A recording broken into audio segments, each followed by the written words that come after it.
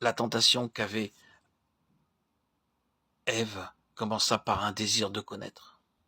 La tentation s'offrit à ce pouvoir d'acquérir, d'avoir, de posséder. Et il s'agissait ici de posséder la connaissance. Bien que la connaissance ne soit pas un mal en soi, il y avait ici des éléments cachés. Ce qui est à la base de cet exemple d'Adam et Ève, c'est le motif de leur besoin de possession, d'acquisition, de pouvoir, de désir, de connaissance. Posséder de manière à n'être plus dépendant de Dieu, ni soumis à Dieu.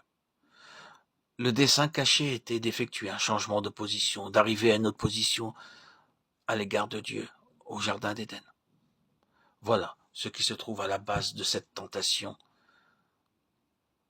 C'était un coup direct porté à la dépendance de l'homme vis-à-vis de Dieu, à la soumission de l'homme à Dieu, ou bien, pour l'exprimer d'une autre manière, c'était un coup direct porté à la position de Dieu. Il y avait ensuite, dans cette tentation, au jardin d'Éden, quelque chose de plus, une insinuation cachée, et cela à l'égard de deux choses. Il y avait premièrement une insinuation portée contre l'amour de Dieu, ensevelie très profondément dans cette tentation. Il y avait un appel à douter de l'amour de Dieu.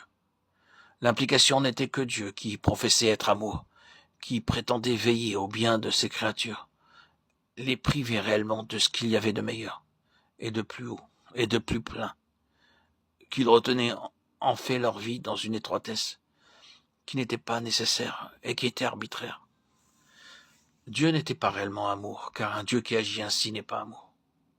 Or, nous ne disons pas que tout cela ait été reconnu, mais nous reconnaissons que toutes les Écritures le prouvent aussi bien que toute l'histoire humaine. Le premier assaut fondamental, subtil et diabolique de Satan est toujours dirigé contre l'amour de Dieu, et il n'abandonne jamais cet assaut. Vous et moi, nous n'arriverons jamais sur cette terre à la place où nous ne pourrions plus être tentés à ce sujet. Mais me direz-vous que Dieu est amour? Regardez ceci, et cela, et encore cela. Est-ce que tout ne parle pas de l'imitation?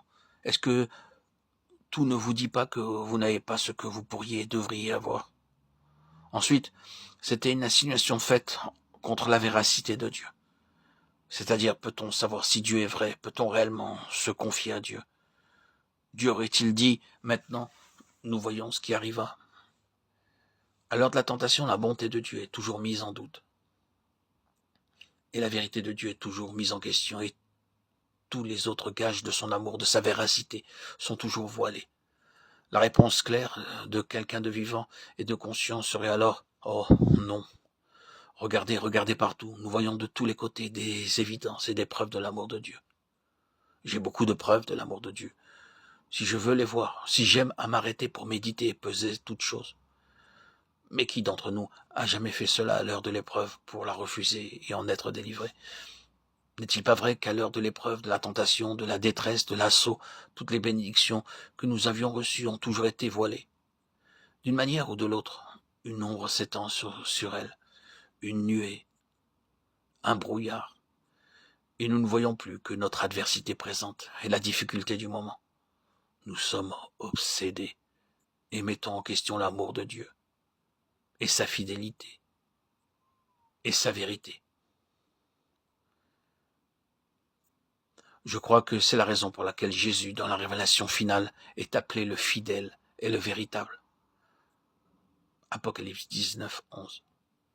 C'est le grand titre du triomphe dans l'homme sur toutes ces œuvres de Satan, qui soulève toujours et met sans cesse en doute cette question de l'amour de Dieu et de la vérité de Dieu.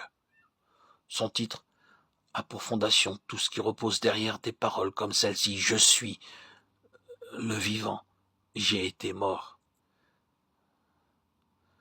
Arrêtons-nous un instant écoutons son cri. Mon Dieu, pourquoi m'as-tu abandonné? C'est ici, pour lui, l'heure de la tentation, l'heure des ténèbres. Et comment en sortira-t-il?